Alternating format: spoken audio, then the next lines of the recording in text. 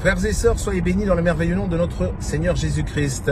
Aujourd'hui, je suis dans ma voiture parce que j'ai des tas de choses à faire, mais je vais quand même répondre aux questions puisque vous savez, je viens tous les jours, pour le moment, répondre à quelques questions que certains internautes m'ont posées et j'interviens pour leur parler justement des questions et pour leur expliquer un petit peu ce qu'il en est. Voilà, la dernière question, enfin une des questions qu'on m'a posée, elle n'est pas la dernière, mais une des questions qu'on m'a posée dernièrement, voilà, c'est plutôt ça, eh bien, c'est qu'est-ce que l'apostasie? Alors, l'apostasie, c'est très simple à comprendre. Si nous regardons autour de nous aujourd'hui, si nous regardons le monde, comment il fonctionne aujourd'hui, eh bien, nous voyons que les choses de Dieu, les choses spirituelles, disparaissent de plus en plus. Par exemple, on voit aujourd'hui que Jésus ne fait plus trop partie de la société.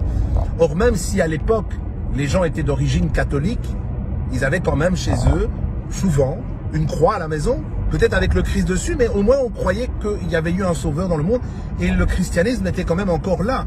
Aujourd'hui, on détruit tout ce qui est spirituel et qui appartient à Dieu pour le remplacer par autre chose. Comme par exemple Pâques avec les œufs de Pâques, Noël avec le sapin et le Père Noël. Voyez-vous, tout ça ce sont des détails. Maintenant, je ne vais pas rentrer dans les polémiques, n'est-ce pas?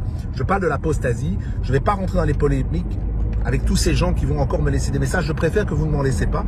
Et surtout pas de jugement, puisque la Bible dit qu'il ne faut pas juger celui qui fait une fête. Si vous voulez, je vous donnerai le verset, je ne l'ai pas en tête, mais il y a un verset qui vous dit qu'il ne faut pas juger, qu'on ne juge personne sur le boire ou sur le manger, ou sur une fête quelconque, ou une lune ou un sabbat. Nous n'avons pas à juger. Donc, ne rentrons pas dans des polémiques comme celle-là. Le plus important, c'est le cœur de la personne. Une personne peut très bien fêter Noël avec un cœur chrétien, avec le cœur de la naissance du Christ en se souvenant que Jésus est venu au monde un jour, dans ce monde. On ne sait pas vraiment si c'est le 25 décembre. Il y a des preuves qui nous montrent que c'est pas le 25 décembre, mais c'est pas le plus important. Le plus important, c'est qu'on a choisi un jour pour le faire et on a tellement été habitué avec cette date-là qu'on le fait. Et autour de ça, je sais, rassurez-vous, je connais tout ça.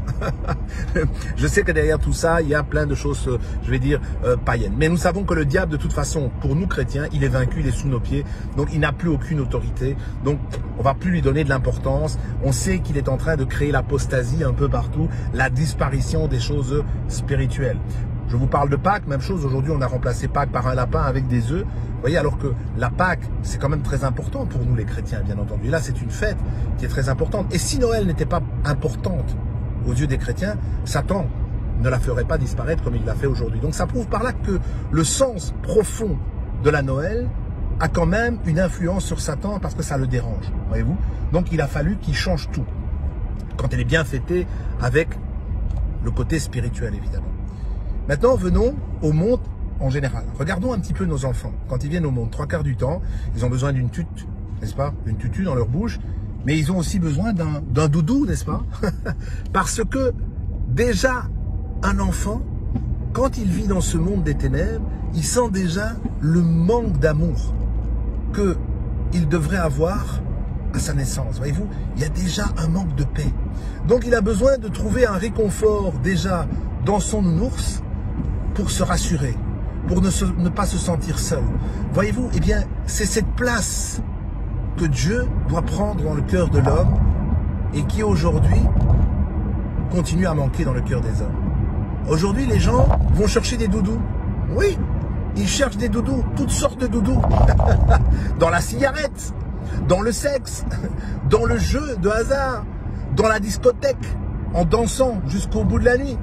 Ils cherchent des doudous, ils cherchent des faux dieux et pendant ce temps-là, Satan est en train de leur dire « Ah, mais maintenant vous êtes libres, vous avez la liberté, vous pouvez faire ce que vous voulez. » Mais oui, Dieu, ça n'existe pas, c'est des histoires, c'est des futilités. Et pendant ce temps-là, eh bien, on n'a jamais vu autant d'esclavage que depuis que les gens ont abandonné les choses spirituelles. Regardez autour de vous, les gens sont liés par la drogue, ils sont liés par la cigarette, ils sont liés par la prostitution. On n'a jamais vu autant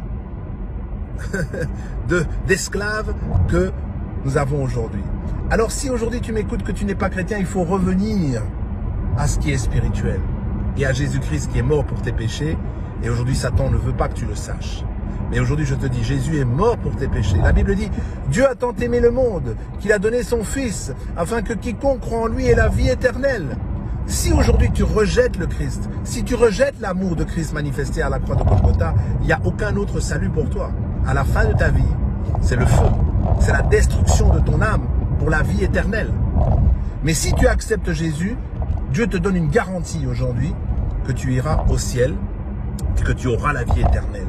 Si tu te repens de ta vie menée sans lui et que tu acceptes que tu as besoin d'un sauveur pour être sauvé. Voilà, c'est ça l'apostasie. L'apostasie, c'est la disparition de tout ce qui est spirituel, de tout ce qui est de Dieu, de tout ce qui appartient à la Bible. Aujourd'hui, la Bible est encore heureux, lue par des millions de personnes. C'est encore le livre le plus vendu, gloire à Dieu. Mais nous savons que sur les milliards d'êtres humains sur la terre, beaucoup de plus en plus se détournent de la véritable foi, n'est-ce pas? Voilà. Soyez bénis et à très bientôt.